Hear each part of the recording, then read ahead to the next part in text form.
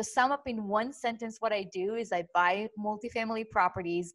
I improve the operations, cut costs, and increase revenues. I think it all starts with making the decision to become a thought leader. Because I used to be a lawyer, I'm good at writing. That's what I love doing. Writing really helped me also find my own voice. As syndicators and as investors, we're thinking, how can we be different than all the other investors out there? 5 years ago, I wasn't even living here in the States. I didn't know anybody. And from that point, I was able to leverage social media and to expand my reach, so people reach out to me from all across the US, actually from all across the world. You can't really start a syndication business if you're doing everything. Because if you're doing everything, you're even if you have an LLC, a company, you're not a business owner. You're self-employed. Talking with investors, meeting with them, speaking with family offices, talking with high net worth individuals, because this is something that is very hard to outsource. We heard or read about Ellie.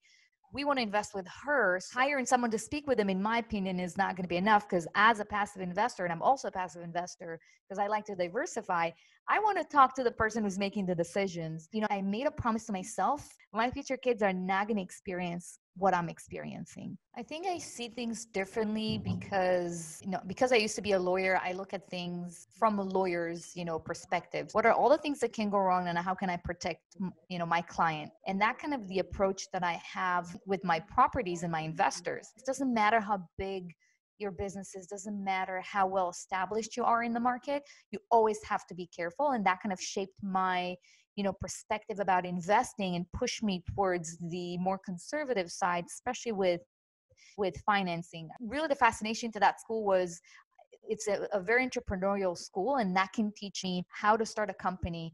And a lot of the things that I've learned there, I'm implementing in my business. It looks like a startup because that was the blood that ran in my veins for years at MIT.